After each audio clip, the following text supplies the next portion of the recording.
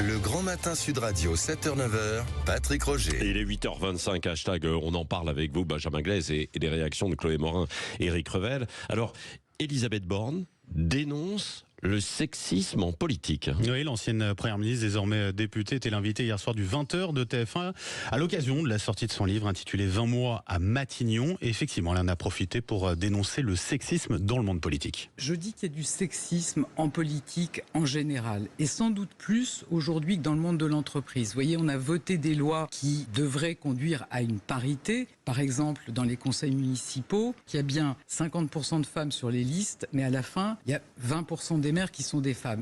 Et oui, relance dans la foulée de la journaliste, écoutez bien, Anne-Claire Coudray à propos d'une anecdote racontée dans le livre de l'ancienne première ministre. Vous racontez une petite anecdote. Il se dit à l'époque qu'Emmanuel Macron préférait manger avec Jean Castex plutôt qu'avec vous parce qu'il pouvait partager une côte de bœuf. Est-ce qu'il vous a regardé différemment, traité différemment que ses autres premiers ministres hommes? Vous savez, c'est toutes les rumeurs qui peuvent circuler, et je pense que c'est absolument délétère en politique. En tout cas, il y a effectivement eu ces anecdotes. En tant que femme, vous êtes jugée, et j'en parlais avec une de mes anciennes ministres, sur votre tenue, sur votre look, sur votre façon de manger.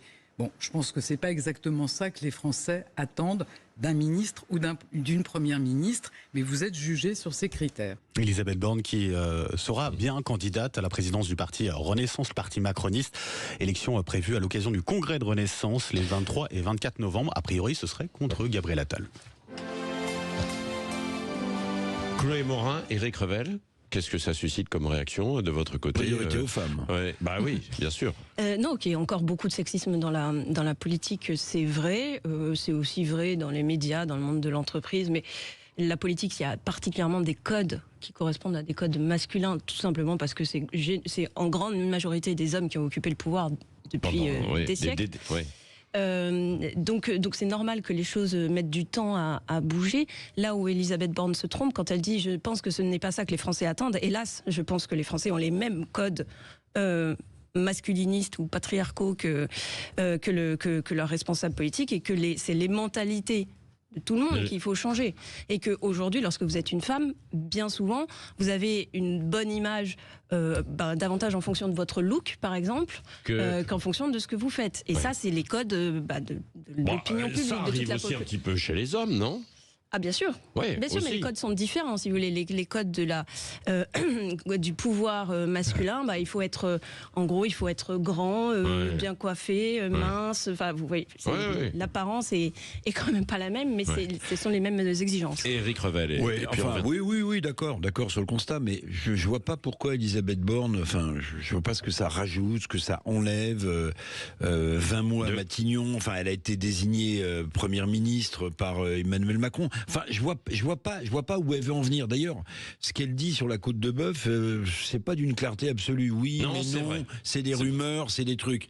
Non, je veux vous dire, ce qu'elle devrait dénoncer si elle faisait une campagne, parce qu'elle fait une campagne pour être présidente du groupe Renaissance à l'Assemblée nationale, face à Gabriel Attal. Alors, à mon avis, il faut qu'elle regarde un truc qui est beaucoup plus intéressant, c'est qu'elle dénonce l'arrogance de Gabriel Attal. Et là, c'est ni un problème de masculin ou de féminin, c'est un problème de macronisme. Pourquoi je dis ça?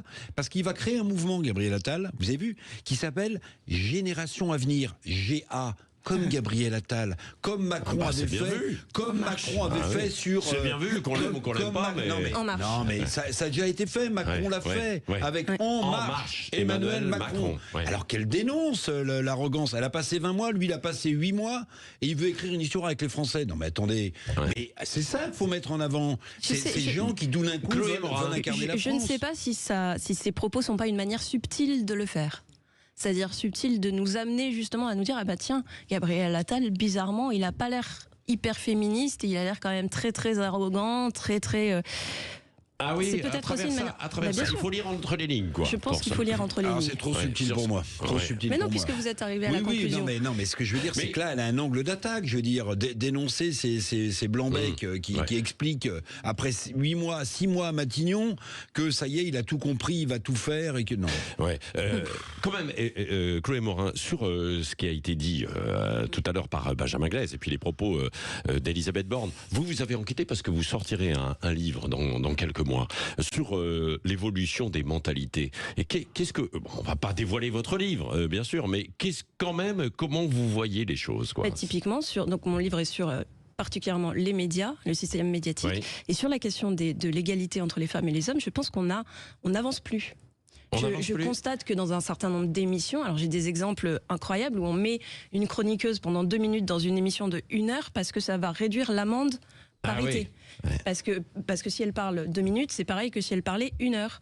Bon, je pense qu'il y a vraiment et vous regardez certaines émissions, il y a vraiment un problème de parité dans certaines émissions. Et donc, je pense qu'on a eu une période où on a beaucoup avancé sur la question de la parité. Et que là, on piétine un tout petit peu. Donc, c'est pas inutile qu'Elisabeth Borne essaye de rajouter un petit peu de... Et pourquoi, selon vous, alors, pourquoi ça piétine, en fait, aujourd'hui? Ça, je saurais pas vous le dire, parce que sans doute que en réalité, les habitudes changent avec la contrainte. Et que c'est... Mais pourtant, il y a eu des contraintes, quoi, ces dernières années, énormément. Il y a des tas Donc les habitudes ont changé. De chaînes de télé qui payent des amendes, parfois importantes, parce qu'elles ne mettent pas assez de femmes à l'honneur à la télévision, à la radio, etc. Puis évidemment, il y a des élèves exemplaires, entre guillemets, mais je pense qu'on arrive à un moment où c'est plus compliqué. Ouais, c'est plus compliqué. Merci en tout cas à tous les deux, Chloé Morin, Éric Revel, la parité en fait absolue chez les chroniqueurs, ou à peu près. Merci en tout cas. Dans un instant, mon invité politique, ce sera Stéphane Troussel, président PS de Seine-Saint-Denis.